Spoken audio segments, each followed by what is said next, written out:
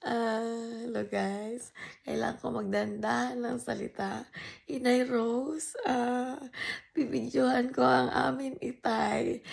Dahil kumain kami ng pizza ngayon, feel very lucky kami ni Itay. Tingnan mo si Itay, ang itsura ni Itay ngayon.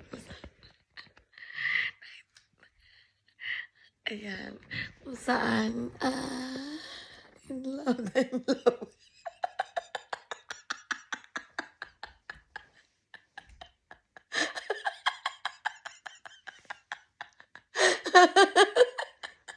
Alam ko na kung bakit in love si Moon sa'yo. At pinagkatiwalaan ka ng pera niya. Pero Inay Rose, sa pamamagitan ng aking manawagan ngayong araw na ito, gusto ko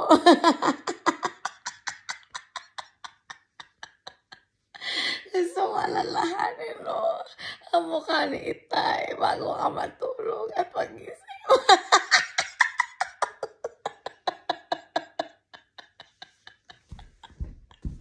Huwag na wag mo kakalimutan yan.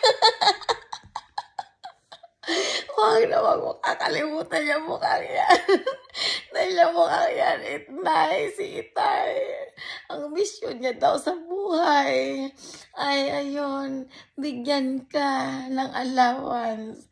Kaya siya nga pala, Inay, kung ayaw mo talaga magpakabait, gabi-gabi, meron kang matitikman na masarap na crispy hotdog. Yeah. Kung saan, ang crispy hotdog ay kakaiba. Nilalagyan ng ingredients na magic sarap. Yak.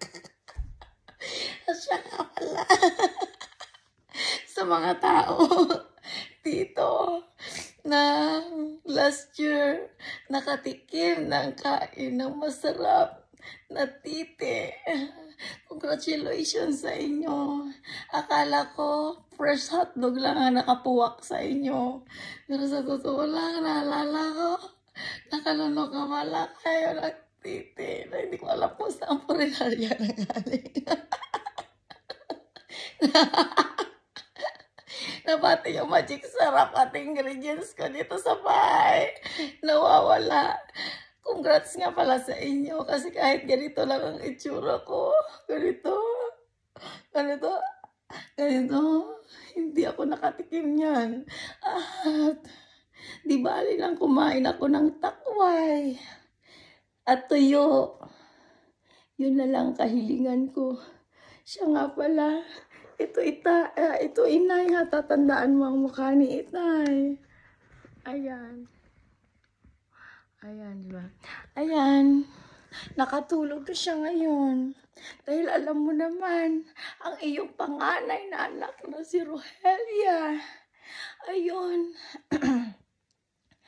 Ay, tinulungan siyang bumili ng pizza dahil sawang-sawa na kami Inay. Kakakain ng manok at magtulaok sa umaga ng ganito. Tik-tilik-ok! Ayun lang.